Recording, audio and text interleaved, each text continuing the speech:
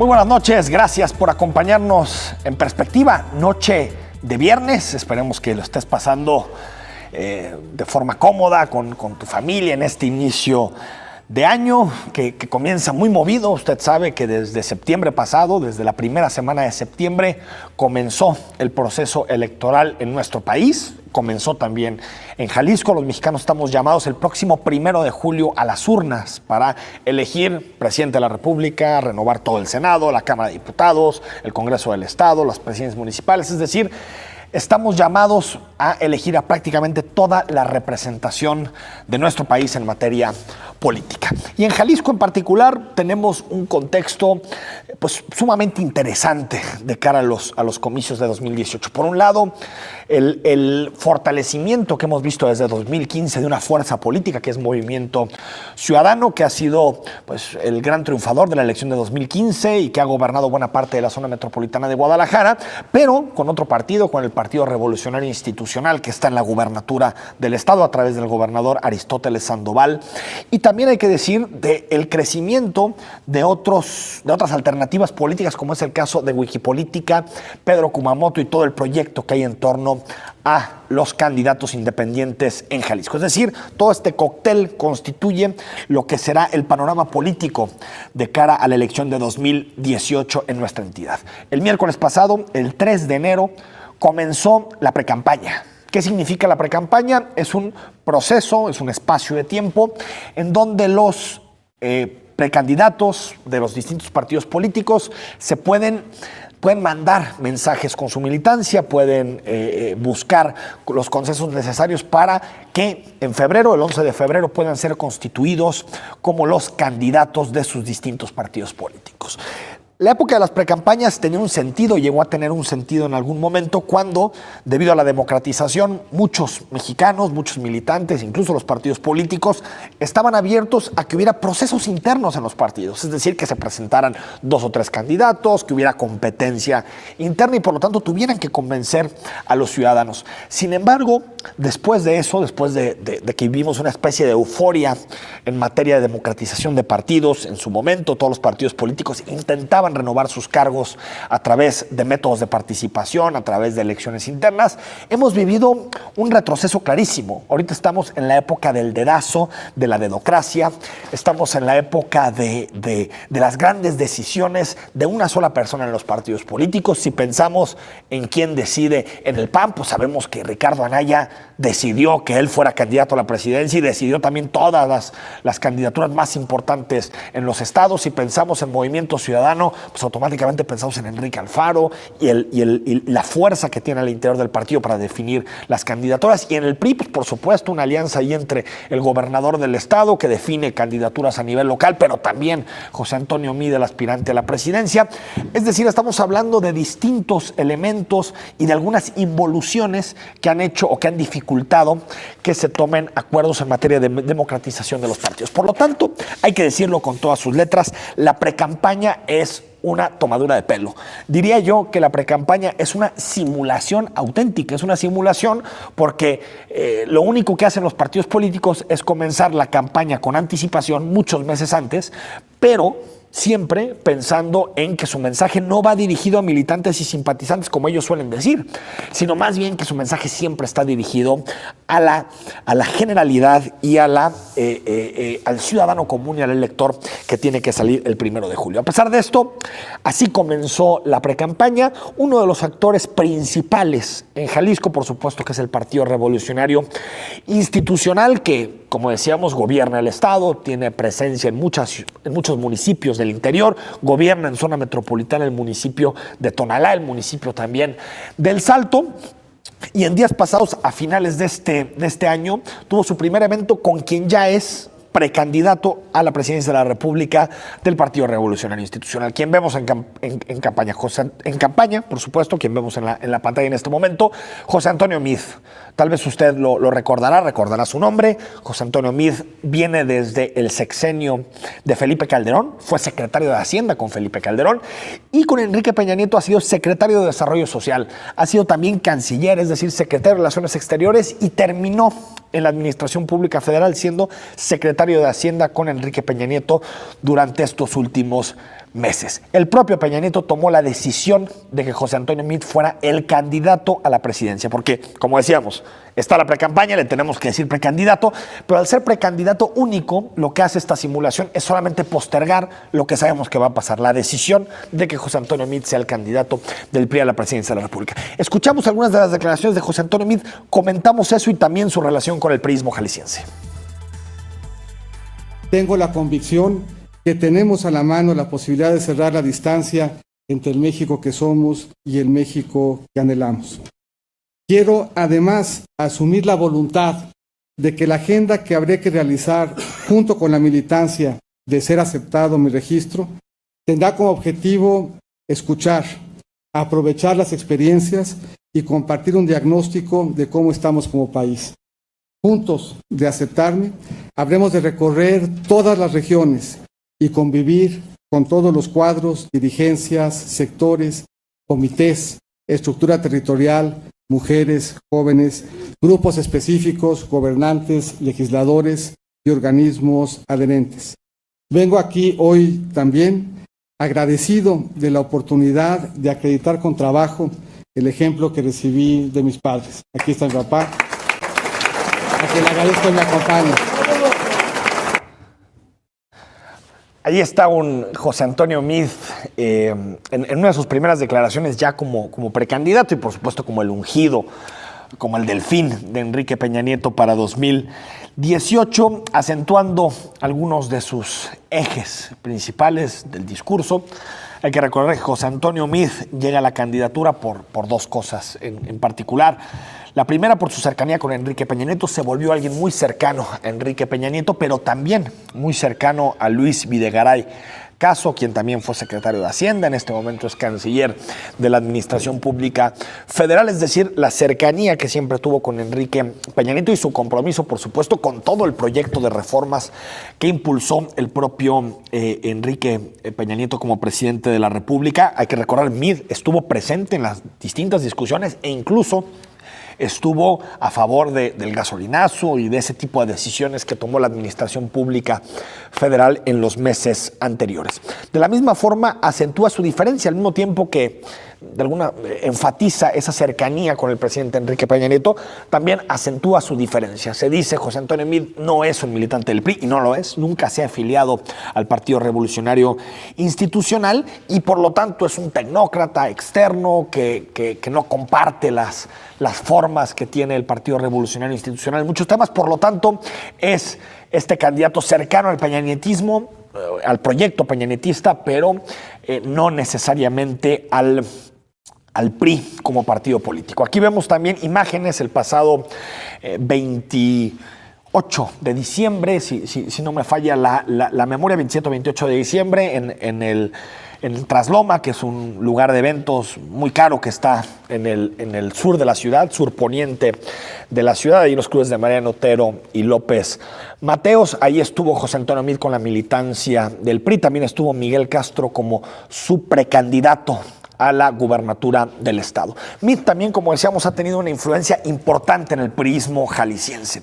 Desde que llegó, días después de haber sido ungido como el candidato del PRI, como el precandidato que será candidato del PRI a la presidencia, pues empezó a tomar decisiones en los estados. Y uno de los estados clave que le quedan al PRI es, por supuesto, Jalisco. Hay que recordar que Jalisco, tanto en 2012 como en 2006, fue fundamental para elegir al presidente de la República. Primero lo fue apoyando a Enrique Peña Nieto sobre Andrés Manuel López Obrador. Prácticamente Peña Nieto le sacó a Andrés Manuel López Obrador 600,000 votos, una diferencia muy importante que al final sirvió para esa ventaja de 4 o 5 puntos porcentuales de Peña Nieto sobre Andrés Manuel López Obrador. ¿Y qué decimos en 2006? En 2006 el apoyo de los jaliscienses a Felipe Calderón fue fundamental para explicar la victoria del michoacano y por lo tanto convertirse en el segundo presidente panista de la historia. Casi 1 millón de votos de diferencia entre Felipe Calderón y Andrés Manuel López Obrador en un momento en donde se vivía en Jalisco y en zona metropolitana de Guadalajara en particular la famosa AMLOfobia. Es decir, había mucha gente que pensaba que Andrés Manuel López Obrador era un irresponsable con la economía y que nos podía llevar a lo que ellos dicen que significa un modelo como el venezolano, como el chavista. Por lo tanto, lo primero que hizo en Jalisco fue decidir, José Antonio Meade, apoyar a alguien que no tuviera un estereotipo tan cercano al priismo, que es Miguel Castro Reynoso. Miguel Castro fue diputado local, 2 veces presidente municipal de Tlaquepaque y hasta hace muy poco el secretario de Desarrollo e Integración Social del gobierno del estado. Se sabe que la intervención de José Antonio Meade fue muy importante para que al final fuera Miguel Castro y no otros como Arturo Zamora, como Eduardo Almaguer, quien se quedara con la nominación del PRI a la gubernatura. Es decir, entramos en un proceso muy importante de aquí, de la primera semana de enero hasta el 11 de febrero. Miren las precampañas. El 11 de febrero se oficializa quién es el candidato del PRI, que seguramente disputará la gobernatura con Enrique Alfaro, que también es otro que está claro que hará precampaña, pero sabemos que él llegará a la boleta y que será el candidato de Movimiento Ciudadano. El PRI tiene que elegir el 11 de febrero a su candidato, que en este caso parece, todo indica, casi con total seguridad, menos de que algo pase, pero que será Miguel Castro. Las encuestas, y se lo vamos a preguntar en unos momentos más a Héctor Pizano, el presidente estatal del PRI, las encuestas parecen no darle la mejor de las expectativas electorales a Miguel Castro, al menos las públicas que conocemos. La ventaja en Enrique Alfaro contra los posibles candidatos en aquel momento del PRI era muy amplia, 15, 20 puntos de distancia. Veremos qué nos dicen los estudios demoscópicos luego de que ya sepamos y que tengamos con mucha mayor claridad cuál es el margen y la proporción de margen entre Enrique Alfaro, que casi nadie niega que comienza como el puntero, y Miguel Castro, que ya es en este momento el precandidato único del PRI, por lo tanto, el que será seguramente el abanderado en 2018. Estamos en Perspectivas, escríbenos. Nos acompaña hoy Héctor Pizano, dirigente estatal del Partido Revolucionario Institucional. Héctor Pizano es presidente del PRI desde hace 6 meses más o menos que tomó el cargo. Sustituyó en esa posición a Socorro Velázquez, que hasta ese momento era el presidente estatal del PRI. Le ha tocado negociar candidaturas, le ha tocado definir quiénes van a los distintos puestos y ahora platicamos con él de todo. Las propuestas que tiene el PRI para el Estado, corrupción, asuntos relacionados con la competencia electoral, por qué no pactaron con el Partido Verde Ecologista, cómo ven la alianza entre Movimiento Ciudadano, el Partido Acción Nacional y el Partido de la Revolución Democrática. Es decir, hablamos de todos los temas con Héctor Pizano. Escríbenos al hashtag Perspectivas, a mi cuenta personal @EFTousaint con doble S o a la cuenta del canal @canal 44 TV. Seguimos en Perspectivas.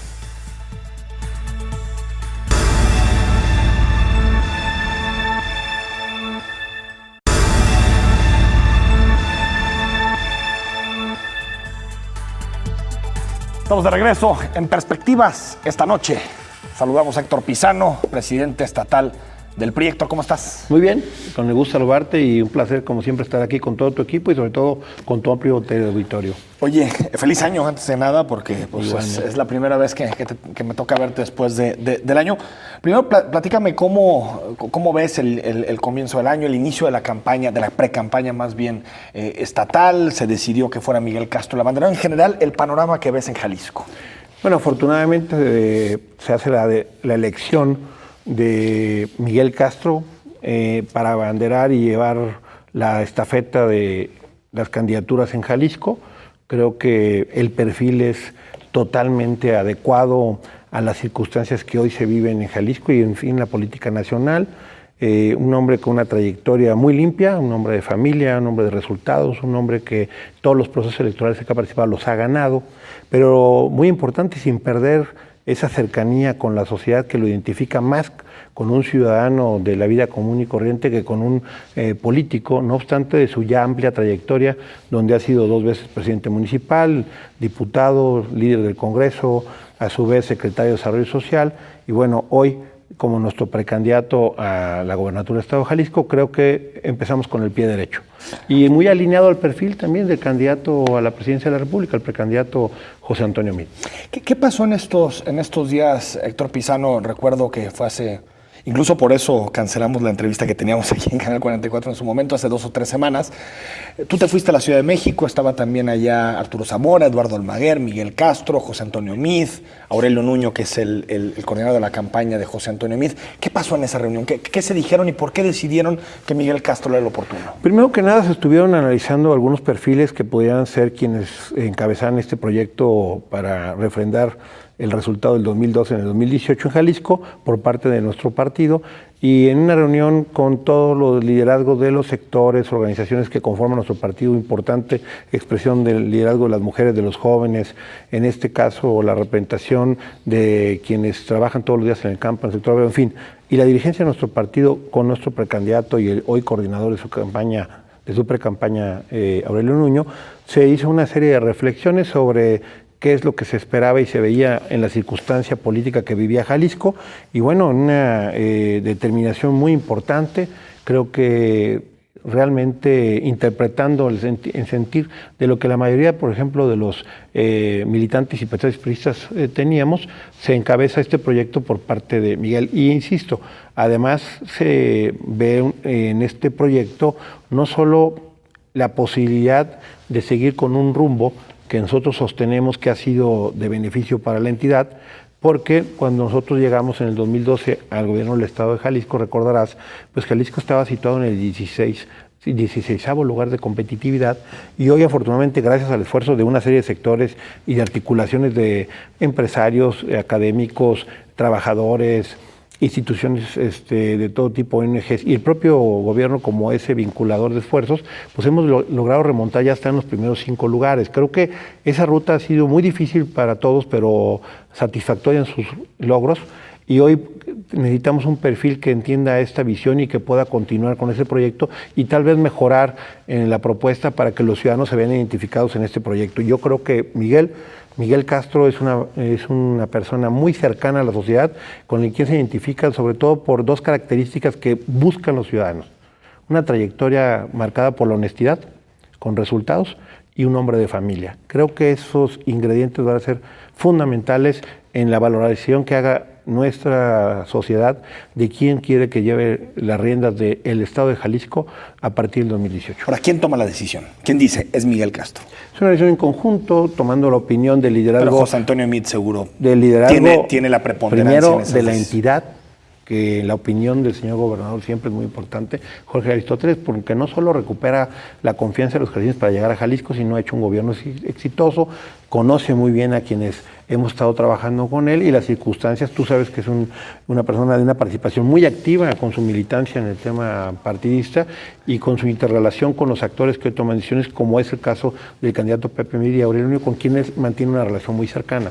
Por lo tanto, esta comunicación, además de la presidencia del partido, Enrique Ochoa y Claudia Ruiz Massieu, así como los liderazgos que tienen mucho que ver con la información que ellos captan de sus diferentes representaciones, determinan que quien tiene las condiciones de competencia idóneas es Miguel, porque aparte, tú lo advertiste en algunos estudios de opinión, se encontraba muy bien posicionado, aún sin haber levantado la mano para buscar la gobernatura del Estado.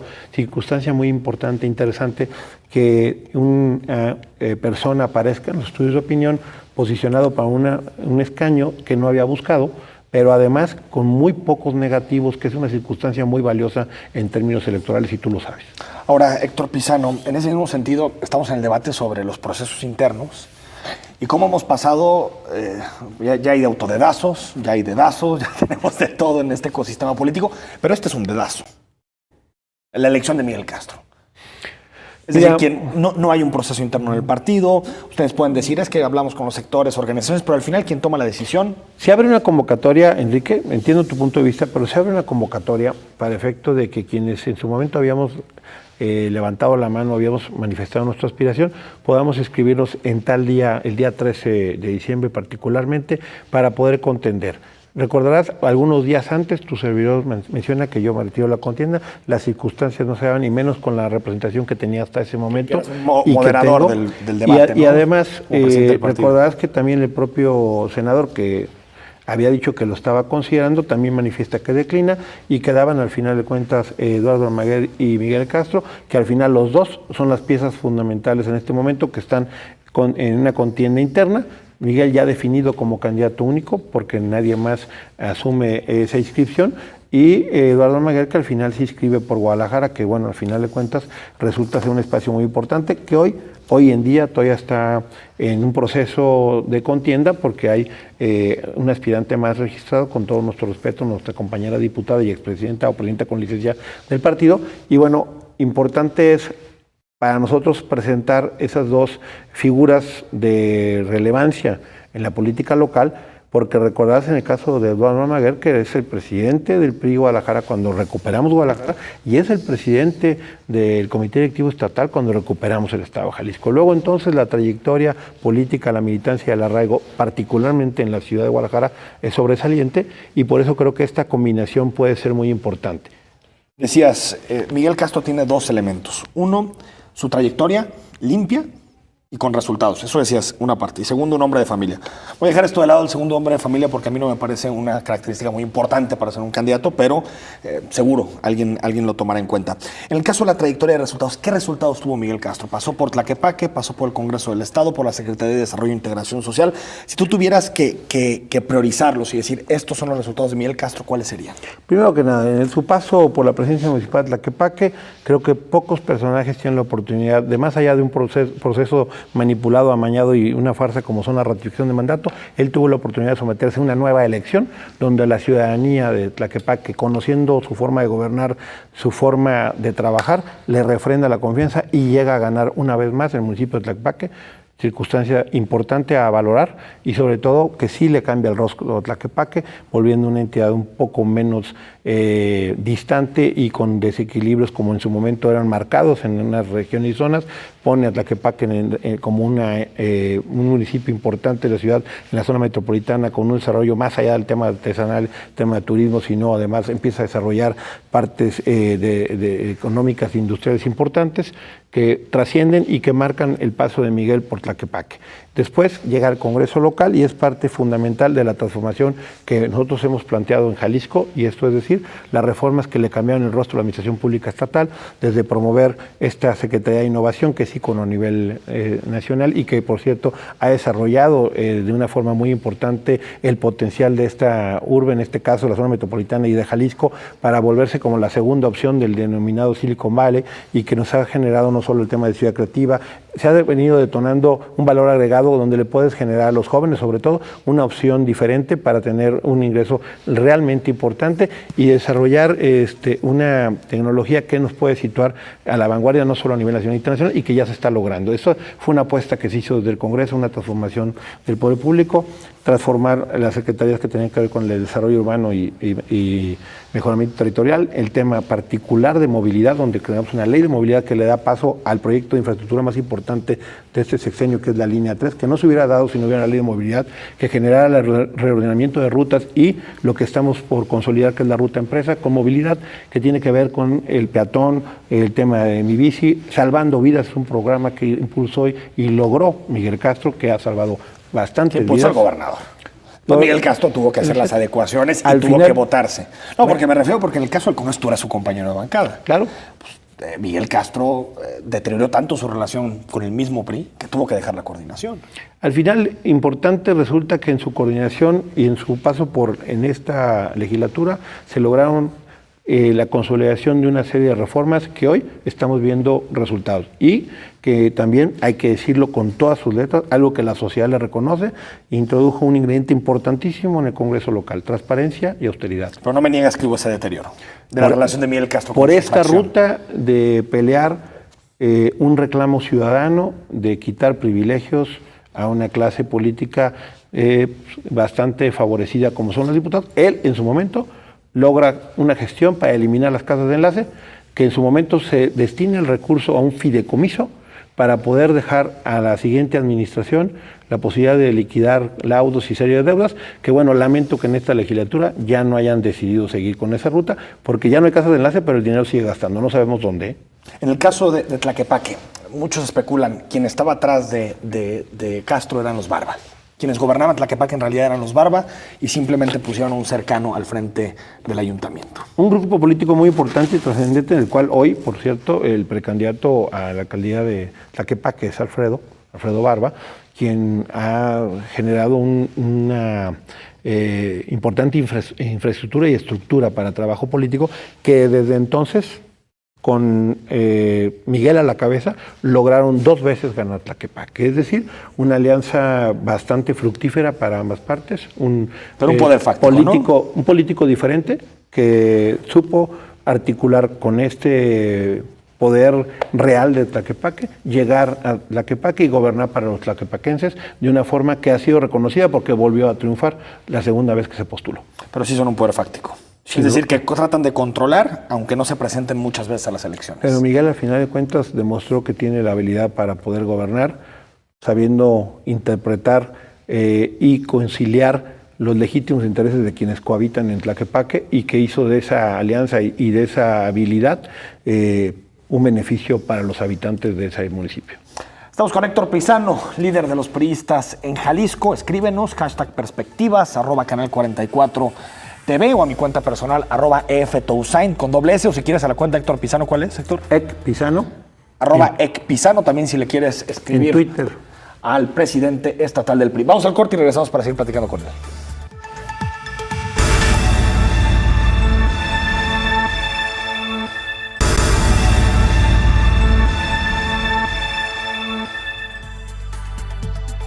Estamos de regreso, escríbenos, #perspectivas. Estamos conversando esta noche con Héctor Pizano. Él es el presidente estatal del Partido Revolucionario Institucional en Jalisco. Héctor, nos quedamos con el asunto de los resultados y hablamos del caso del Congreso, hablamos del asunto de Tlaquepaque y nos falta la CEDIS.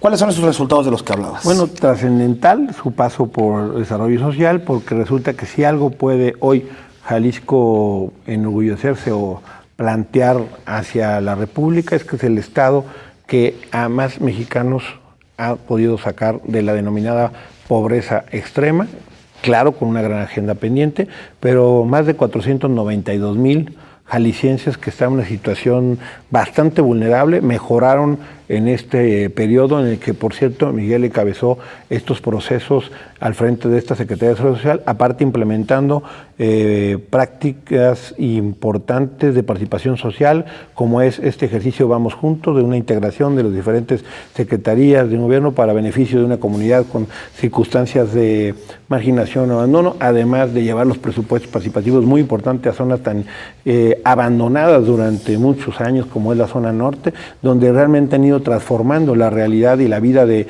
un gran número de jaliscienses, y creo que eso se reconoce no solo porque Miguel conoce el Estado, lo recorrió varias veces, fue a las comunidades más lejanas, pero no solo a visitarlas o a hablar con ellos, sino a transformar en algo su realidad en beneficio de sus habitantes, y eso hoy creo que ese es un valor agregado que tiene Miguel, el conocimiento del entorno, el conocimiento de las comunidades, el conocimiento del Estado, la cercanía, el haber promovido y aterrizado estos programas sociales con un sentido realmente práctico, pero sobre todo de resultados tangibles, y que generó una sinergia de participación que nos permite ir avanzando en que esto no quede en el famoso tema de llevarles un pescado, sino de tener las condiciones para transformar su vida. Ahora, hablabas ya de 492,000 jaliscienses, son los datos del Coneval, de los últimos estudios sobre medición de pobreza, pero el grueso no se dio durante el, digamos, el cargo, la gestión de Miguel Castro. El grueso se dio antes de Miguel Castro. Pero desde su función como legislador, los programas sociales se crearon, se presupuestaron y se impulsaron. De hecho, también, sin duda, este gobierno ha sido el que más apoyo le ha dado a la universidad pública, en el que nos sentimos orgullosos, la mayoría de ser egresados, porque entendemos lo importante que es apostarle a la educación pública y particularmente a nuestra universidad. Y Miguel fue un defensor y un promotor precisamente de los recursos para esto y otros programas, como el tema del apoyo para el transporte, con el tema de estudiantes, de las mochilas, de los útiles, en fin. Es una serie de programas que fueron ampliando su cobertura, pero sobre todo direccionándola y transparentándolas con un solo padrón y una sola fuente de información, para que pudiéramos evitar todo ese manoseo y mal manejo y hasta clientelar manejo que se había hecho durante mucho tiempo en los programas sociales. Y creo que es un mérito también de la gestión de Miguel Castro, primero del Congreso en la concepción y la promoción y después en la operación desde la Secretaría de Desarrollo Social. Entonces yo te puedo decir que es un hombre de resultados, porque desde su vida personal que puedes revisar de una modesta situación económica, cómo la familia va creciendo, superando, estudia, se realiza, genera, crea su familia, se vuelve profesionista, participa en política, no pierde su esencia ni su identidad, logra ser presidente municipal 2 veces sin perder esa identidad y sin perder la cercanía con la sociedad, trasciende en su labor como legislador después del gabinete, y por ese trabajo, ese perfil que es muy cercano a los ciudadanos, a la sociedad, hoy vemos con agrado cómo la ciudadanía está adoptando la precandidatura de Miguel Castro como si fuera propia, y por eso el PRI hoy plantea una alianza con la sociedad, más que una alianza con partidos como otros hoy están tomando esas decisiones, y cuando se definían como no partidos políticos y se definían como no políticos, hoy nos demuestran que son todo lo contrario, son afines y totalmente atraídos por la partidocracia, por los vicios del poder. Tú dices por MC, PAN, PRD, la coalición que se anunció el martes. Esa coalición que registran el miércoles y que, bueno, viene a dar al traste con un discurso disque ciudadano de muchos años que todos sabíamos que no existía, porque desde el 2012 competimos con ellos, un MC aliado con el PAN, que se avergonzaba y se escondía abajo de la mesa, y hoy sí, con una desesperación y tal vez con un esquema vergonzante, porque los obligan a una alianza que no querían y no buscaban, pero hoy van PRD, PAN y MC, juntos con Enrique Alfaro, estos partidos políticos que él tanto desdeñó y tanto criticó y tanto vituperió, hoy son bueno, van a las alcaldías. No, a la gobernatura no hay. Va a estar medio raro el asunto, porque en lo federal hay frente, completo, ¿no? En la gobernatura no hay, y en las presidencias municipales hay en la mitad. Para confundir al elector. Quien buscó esta alianza fue MC y ahí la tiene, porque el PAN te queda claro que no la quería. Sí, no. Entonces, aparte Miguel Ángel Martínez Espinosa aquí lo dejó clarísimo. Luego entonces, quien la buscó, pues es el único líder, dueño, coordinador, presidente, candidato de ese partido llamado Enrique Alfaro. Por cierto, un saludo. Ahora, Héctor Pizarro, después de los saludos, bueno, tal vez voy a sonar muy religioso y no quiero sonar de esa forma, pero ¿crecen las encuestas? Las utilizamos. Las ves y dices, hacemos referencia. He tenido por regla nunca desacreditarlas ni desdeñarlas, siempre revisarlas para efecto de ver su metodología, su base, su muestra, y poder de ello tener herramientas para tomar algunas decisiones. En los últimos procesos que tú conoces a nivel internacional, a nivel local, se han equivocado todas. Cada vez son más precisas, ¿no? ¿No te parece que han empezado a...? ¿Cuándo? Por ejemplo, en los últimos procesos electorales que vimos en México en 2000. ¿En el Estado de México cómo iba? Según yo, 20 y tantos puntos abajo. En el Estado de México no. En el Estado de México muchos lo pusieron arriba hasta el último día. El Financiero, por ejemplo, lo puso arriba. No, yo creo que han ido perfeccionando sus metodologías, ¿eh? ¿No? Por ejemplo, en el caso de Francia fueron bastante acertados. Han venido cambiando, pero me refiero, ¿crees que la distancia es tan grande en este momento entre Enrique Alfaro y Miguel Castro? Es decir, en campo, ustedes que están recorriendo el Estado, 18, 20 puntos, ¿hay tanta distancia? A ver, primero que nada, no conozco esa encuesta que mencionas. Yo conozco una, por ejemplo, publicada por un diario local, que en febrero establecía que estábamos a 17 puntos PRI de MC y que en octubre publicó donde estábamos a 6 puntos. La misma encuesta, la misma empresa, y la publicó. ¿Tú dices la de Mural? Esa. No, pero la de Mural fue 39 Alfaro y 20 y tantos. Estoy hablando de partidos. De partidos. Porque al final como candidatos, así como marcas. El tema, no puedo hablar de Alfaro con nadie porque nosotros no teníamos candidato. Alfaro ha sido candidato a la gobernatura de MC desde el 2011. Y Miguel Castro es precandidato del PRI a partir de hace unos días. Y ustedes tienen sus datos, supongo. Así es, y vemos que Miguel, desde el momento que fue presentado como nuestro precandidato, ha tenido un repunte muy importante, natural, desde su pura... ¿Y cuánto te marcan tus encuestas? De hecho, el crecimiento de Miguel solamente fue de 4 puntos en la presentación los primeros días. Pero en la distancia con Alfaro. Cerca de 6 puntos. Lo 6 puntos en este momento en tus encuestas. ¿Con quién encuestan ustedes? ¿No me quieres decir? Bueno. Y 6 puntos. Esa es la distancia que existe en este momento en la calle. Para nosotros lo más importante en este momento es que ya hay un contendiente para que sea contrastado con el otro. Esperaremos, con todo el respeto que las casas encuestadoras y los medios que tienen por costumbre estar publicando, las seguiremos revisando con todo el respeto y la seriedad que el caso merece. Hoy las circunstancias también se modifican con el tema de las coaliciones que se registraron el miércoles y por lo tanto tendremos que hacer una revisión y los propios institutos políticos y los que nos dedicamos a esto tendremos que replantearnos cuál es la muestra que queremos y cómo la queremos, porque todo impacta.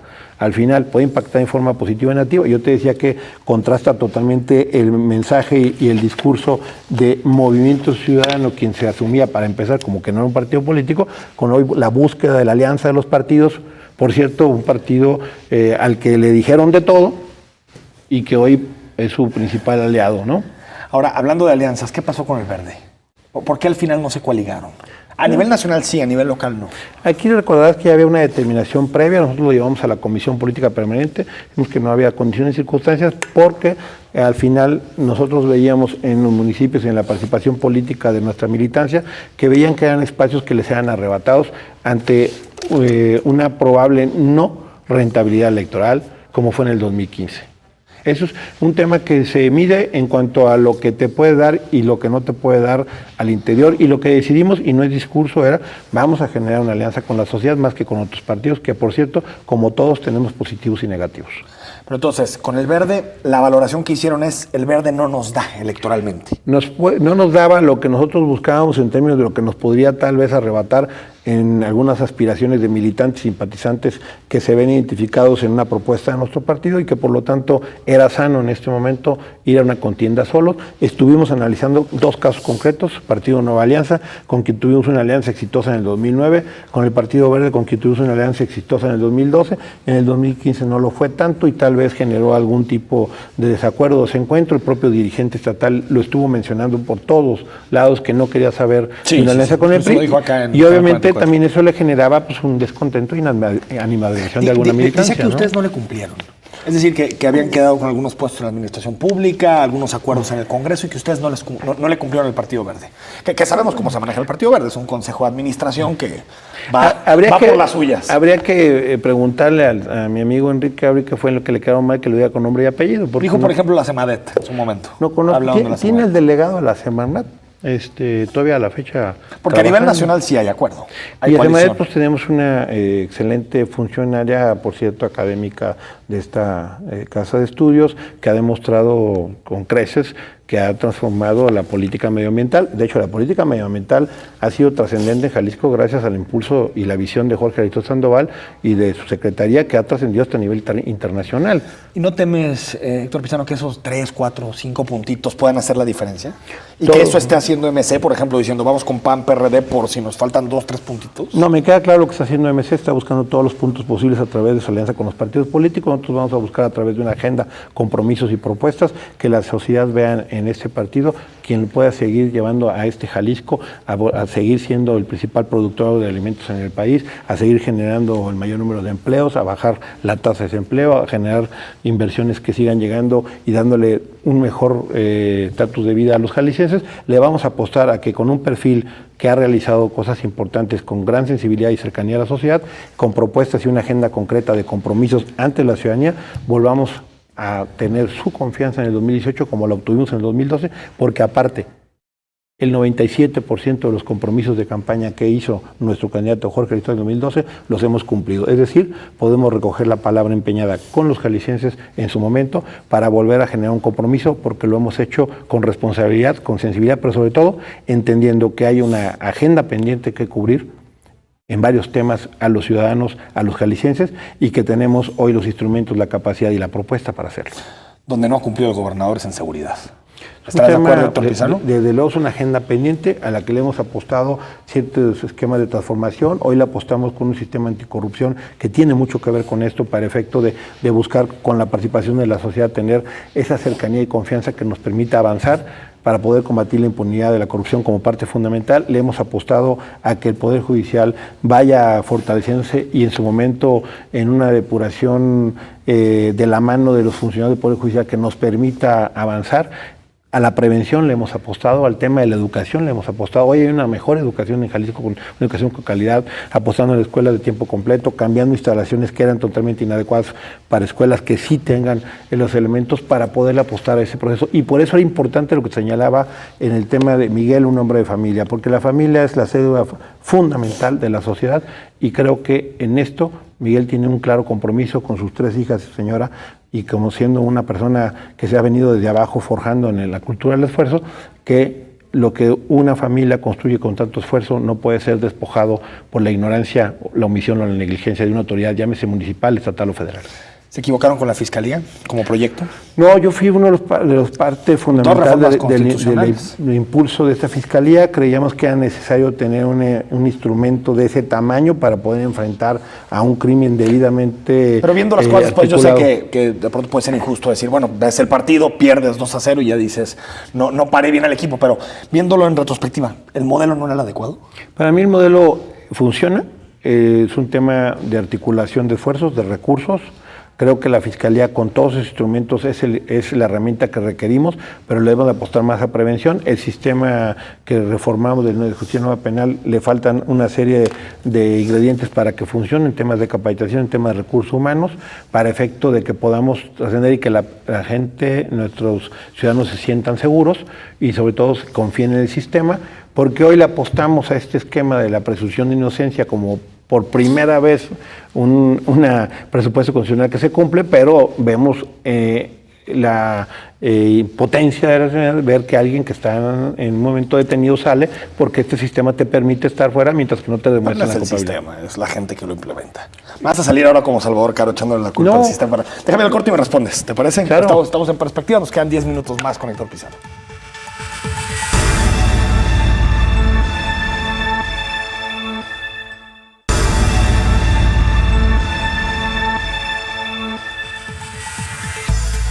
Estamos de regreso en Perspectivas. Héctor Pizarro, te decía el asunto del sistema penal, que me parece, de ambos lados, del gobierno del Estado y de los ayuntamientos metropolitanos, que creo que han utilizado el sistema como piñata, como si el sistema de justicia tuviera los problemas de que los ministerios públicos no sepan investigar, que las policías violen derechos humanos. Me parece que el problema es de quien lo implementa, no del sistema. Precisamente eso nos refería. Nosotros fuimos a mí me tocó como presidente de la Comisión de Justicia sacar las 16 reformas de las 17 para poder implementar el nuevo sistema. Pero sin embargo, traemos un problema muy fuerte de capacitación, de recursos y de una serie de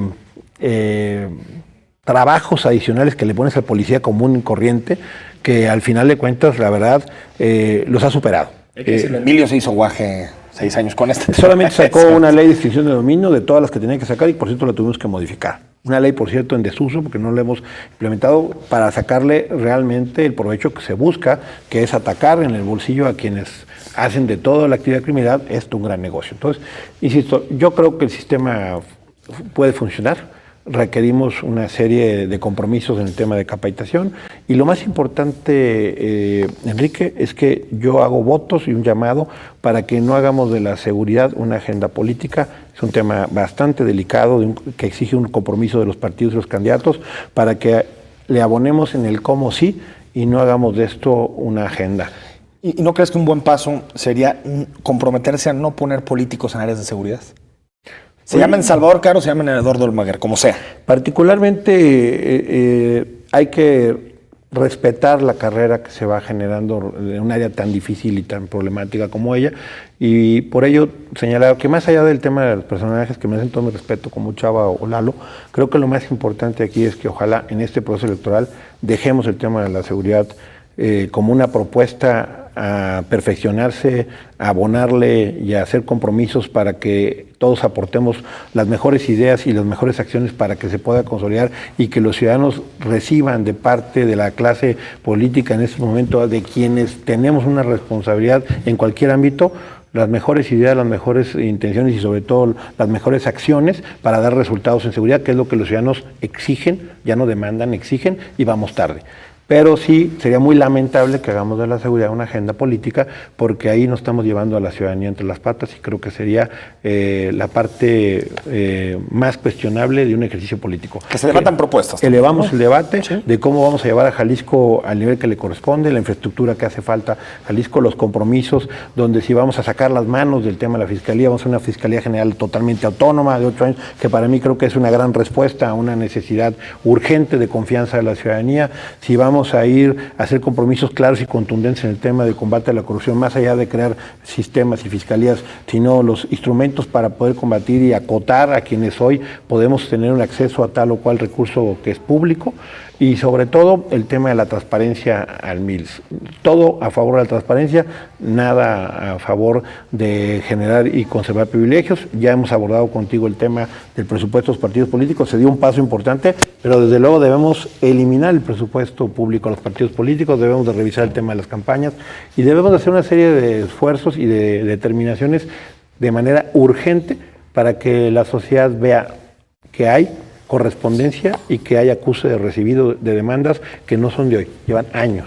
Hablando del tema de la seguridad, Héctor Pizano, la ley de seguridad interior, ¿qué te parece? Tú, alguien, por cierto, que como diputado defendiste muchas iniciativas que tenían que ver con respeto de los derechos humanos, es decir, con agendas progresistas incluso en su momento, y me parece que esta ley de seguridad interior parece lo opuesto, regresiva. Por eso me gustó la intervención del gobernador Jorge Aristóteles en el Senado, donde a muchos les sorprendió que estuviera estableciendo límites, porque si bien es cierto que necesitamos un marco que establezca el por qué estás, también tenga limitaciones y controles, porque estamos ante la posibilidad de que se coarten las libertades y, como tú sabes, Enrique, y creo que debemos siempre buscar en cualquier esquema estar a favor de las libertades, de los derechos humanos, y que son derechos fundamentales donde el ciudadano se sienta seguro y que hay un Estado de Derecho que lo protege en todo momento y no con algún pretexto pueda ser totalmente vulnerado. ¿El PRI se equivocó al impulsarla? No, creo que lo que hay que hacer es perfeccionarla y creo que ahí el gobernador fue muy claro y contundente. Creo que es importante que haya una ley que establezca el por qué están en la calle y cómo están. Pero con una fecha de caducidad. Claro. Es decir, una ley transitoria, no le digas, está bien, entendemos desde que la está el concepción de nuestras honorables Fuerzas Armadas sabemos cuál es su función y cuál es su objetivo, y no es precisamente el que se le ha querido dar en los últimos años. Entonces, como la ley en sí no te parece correcta. Creo que la ley debe de ser perfeccionada, modificada y hasta acotada, como el señor gobernador en su momento lo hizo en la tribuna propia del Senado, porque él, interpretando el sentir de muchos jaliscienses y muchos mexicanos, ve que no es bueno dejar todo tan abierto, sino que necesitamos dejar muy acotado cuál será el esquema y la temporalidad. Ahora, Héctor Pizano, lo que es interesante en este tema es también, digamos, que de pronto tengo la impresión, y ya tú me dirás tu opinión sobre el tema, tengo la impresión de que al PRI Jalisco, después de lo que ha significado la gubernatura de Aristóteles Sandoval, un poco le estorba lo que está sucediendo a nivel nacional. Como que de pronto siento que ustedes defienden una agenda local, una agenda del gobernador, pero que lo que está haciendo Enrique Peña Nieto a ustedes les estorba. Es decir, que Peña Nieto en este momento genera muchos negativos. ¿Es la percepción que tú tienes? No, mira, particularmente nos tocó abonar en el tema de que se podrían consolidar algunas de las reformas denominadas transformadoras, las reformas estructurales de este país, en las que creímos y creemos, para efecto, por ejemplo, de la reforma en la educación de calidad, particularmente importante, en el tema que tiene que ver con la innovación y la conectividad, que hoy le ha bajado los costos a las empresas, particularmente en Jalisco, para poder, tema de comunicaciones, etcétera, y que vamos avanzando. Ahora, Enrique Peña Nieto, particularmente para Jalisco, ha sido un presidente que le ha traído grandes beneficios, y uno particular es la inversión de infraestructura más importante de este país, realizándose hoy a punto de concluir, la línea 3 con una inversión de más de 20,000 millones de pesos, el tema de la apuesta a los tramos carreteros que se habían abandonado durante X número de años, la apuesta en la promoción turística que hoy tiene a Vallarta como el principal destino del país, etcétera, etcétera, te podría señalar. Entonces creo que particularmente en Jalisco el gobierno de Enrique Peña Nieto ha sido favorable en esos puntos, donde hoy Jalisco es el estado que más capta inversión extranjera en el país y que es el segundo generador de empleos. Luego entonces, estas políticas que se han implementado a nivel república para Jalisco han podido tener una sinergia favorable. Y respetando la opinión de quienes hacen análisis particulares, Creo que deberemos dejar terminar el periodo de Enrique Peña para poder analizar que le apostó su capital político a la necesidad de transformar esta república, porque se dejó de hacer durante mucho tiempo una serie de reformas que eran urgentes y que le costaron al país bastante. Particularmente también señalaría en Jalisco, nada más en el sexenio que estuvo Emilio González Márquez, hoy socio y aliado de Enrique Alfaro, nos llegaron 60,000 millones de excedentes petroleros. Dime dónde están. ¿Hay 2, 3 líneas de tren ligero? No. ¿Hay una infraestructura carretera nueva? No. ¿Hay un puerto nuevo? ¿Hay una promoción? No, bueno, se tiró el dinero en gasto corriente. No, lamentable. Quien nos debería responder eso es quien llegó al gobierno del Estado después, que es Aristóteles. Y que lamentablemente no hemos visto ningún caso de investigación serio hecho por la Fiscalía, por ejemplo, en los casos de la Villa Panamericana, de todas las desviaciones. Supongamos que se lo gastaron bien, pero en gasto corriente. Lamentable haber tirado el dinero. ¿Tú crees que se lo gastaron bien? En gasto corriente. Es que ustedes en campaña decían que había sido el sexenio del robo. Pero no en los excedentes. Te estoy poniendo un ejemplo de excedentes de lo que pudimos haber hecho, lo que los jaliscienses, y hacemos un llamado hoy desde el PRI a los demás partidos, que hagamos un compendio de las grandes obras de infraestructura que requieren este Estado, no en un sexenio, sino en 2 o 3, y hagamos un compromiso de que vamos a ir a hacer lo que es necesario, como temas de obras hidráulicas, que requerimos una presa en la zona de Autlán, que requerimos terminar los tramos carreteros que van a desahogar y detonar nuestra zona turística por el lado de Careyes, etcétera. Necesitamos hacer apuestas importantes a largo plazo, y para ello necesitamos tener muy claro que hay una sola ruta en Jalisco, no hay 10 o 20. Esas son las grandes obras que requerimos, y entre todos, empresarios, trabajadores, instituciones educativas, autoridades y partidos políticos, vayamos generando de estos procesos electorales una sola agenda de infraestructura importante para que Jalisco siga creciendo y tenga futuro, y que los jaliscienses cada día mejoren su calidad de vida. Creo que ese sería el llamado para que cosas lamentables como estas que pasaron, donde tuvimos riqueza y abundancia, no se cristalizaron en obras que trascendieron al futuro de este Estado. Ahora, está claro, las reformas dividen, tú lo decías, Héctor Pizano, algunos pensarán que estuvo bien la reforma energética, otros pensarán que no, igual la educativa y todas las reformas. Pero creo que el consenso de rechazo a la gestión de Peña Nieto ha estado en los casos de corrupción. La Casa Blanca, Odebrecht, todo ese tipo de casos que no han sido aclarados, Héctor Pizano. ¿No crees que eso es lo que le ha pasado más desgaste a la administración federal? Desde luego que hay desgaste por los señalamientos que haces y otros más, pero también afortunadamente se han tomado acciones como antes no había. Hoy se han detenido gobernadores, hoy se están procesando gobernadores, funcionarios, y creo que esa es la línea correcta, y es de donde nosotros como partido estamos totalmente determinados a que se castigue, pero con todo el peso, a quien sea responsable y beneficiado de una serie de acciones donde se perjudicó a habitantes, ciudadanos de Veracruz, de Quintana Roo, de Sonora, en fin, un sinnúmero de lugares donde ha habido y hubo un exceso, y que hoy nosotros desde este partido no estamos dispuestos de ninguna manera a cuidar ni a proteger, sino todo lo contrario, a que se les procese y se les castigue, y creo que esa es la ruta correcta, y hoy hay que buscar que cada día más se aclaren todos los asuntos pendientes donde haya la más mínima duda del manejo de un solo peso del recurso público, porque al final de cuentas a todos los jaliscienses y a todos los mexicanos cuesta mucho trabajo aportar lo que es nuestra cuota, nuestra renta nacional en tema de impuestos, como para que sean administrados de una mala forma, por ineficiencia o peor, por corrupción, se desvíen a los fines que no están etiquetados. Nos queda, Héctor Pizano, un minuto. Tu pronóstico de la campaña. ¿Crees que va a ser una campaña sucia, difícil, contrastante? Ya nos tocó 2015, 2012, que fueron campañas muy polarizadas. No sé si esperas eso en la campaña 2018.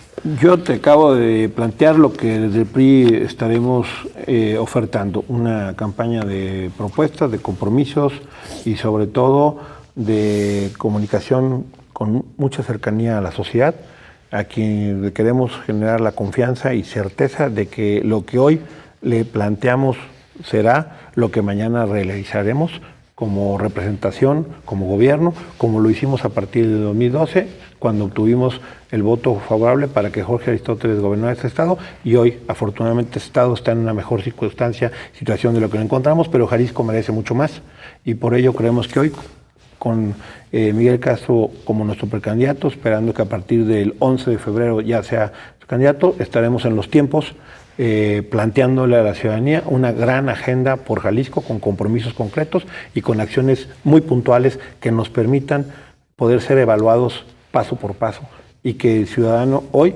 recobre la confianza en quienes les pedimos su apoyo. Héctor Pizarro, gracias por haber estado aquí con nosotros. Gracias por acompañarnos. Saludos. Por siempre estar a la disposición. Nos vamos. Esto fue Perspectivas. El próximo lunes nos vemos aquí a las 21 horas. Gracias.